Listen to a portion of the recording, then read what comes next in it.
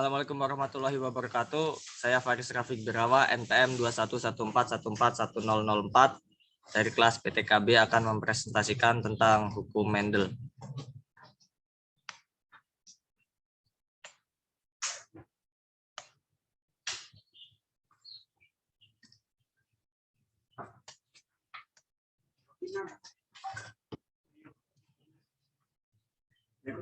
Genetika adalah ilmu pewarisan faktor keturunan hereditas yang meliputi studi mengenai apa yang dimaksud dengan gen.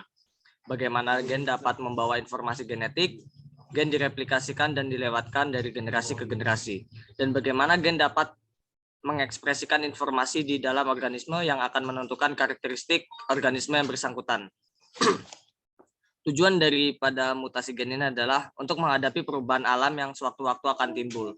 Kalau perubahan sudah muncul, ada dua kemungkinan yang akan timbul. Yang pertama, sifat yang bermutasi lebih mudah beradaptasi dibandingkan dengan sifat yang aslinya, sehingga karakter asli tersebut kemungkinan akan hilang dari peredaran.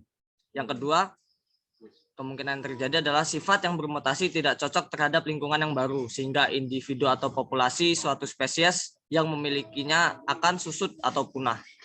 Berdasarkan hal ini, dapat dikatakan bahwa cocok atau tidaknya bagi individu yang bermutasi tergantung pada daerah di mana individu atau populasi tersebut tinggal.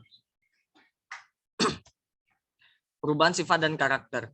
Mutasi gen dapat didefinisikan sebagai perubahan dari fungsi gen yang bersangkutan akibat dari kode yang dikirim oleh gen atau molekul DNA yang terdapat pada kromosom tertentu, ribosom dalam plasma sel berupa mRNA yang memberi perintah untuk menyusun protein tertentu.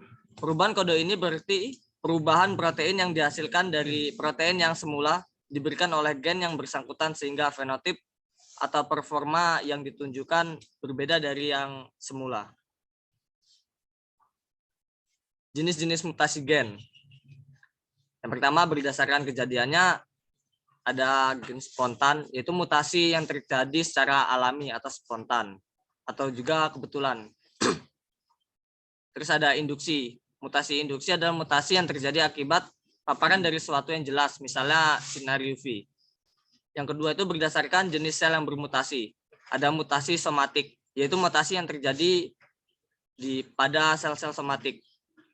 Ada juga mutasi genetik. Mutasi yang terjadi pada sel-sel gamet. Yang ketiga berdasarkan perubahan kode genetik. Terdapat mutasi salah arti, yaitu perubahan suatu kode genetik sehingga menyebabkan asam amino yang terkait pada rantai polipeptida berubah. Mutasi diam biasanya disebabkan karena terjadinya mutasi transisi dan transversi. Yang kedua, interaksi gen. Interaksi gen adalah keadaan saling mempengaruhi dari beberapa gen. Setiap gen memiliki pekerjaan sendiri untuk menumbuhkan karakter, tapi ada beberapa gen yang berinteraksi atau dipengaruhi oleh gen lain untuk menumbuhkan karakter tersebut. Gen-gen tersebut mungkin ada pada kromosom yang sama, mungkin pula ada kromosom yang berbeda. Karena ada interaksi, maka perbandingan fenotip keturunan hibrid akan menyimpang dari teori Mendel. Rasio fenotip yang dihasilkan tidak lagi 3:1 atau 9:3:3:1. Peristiwa ini dikenal dengan penyimpangan hukum Mendel. Ketiga, gen letal. Gen yang dapat menimbulkan kematian suatu individu disebut gen letal. Kematian dapat terjadi baik pada awal perkembangan individu, embrio, setelah lahir, atau menjelang dewasa. Kematian ini disebabkan oleh berbagai hal, seperti luka, penyakit, kekurangan gizi, dan radiasi yang membahayakan, seperti sinar X dan sinar gamma. Gen letal dibagi menjadi dua. Yang pertama, gen letal dominan. Gen letal dominan, individu akan mati apabila gen homozigot dominan. Contoh gen letal terdapat pada gen yang menyebabkan tikus berambut kuning. Homozigot dominan mati sebelum lahir.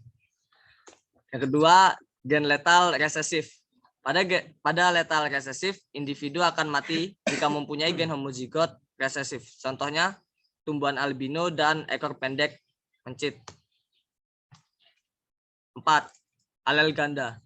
Alel ganda adalah fenomena adanya 3 atau lebih alel dari suatu gen. Biasanya satu gen tersusun dari 2 alel alternatif. Alel ganda dapat terjadi akibat mutasi. Mutasi akan menghasilkan banyak variasi alel.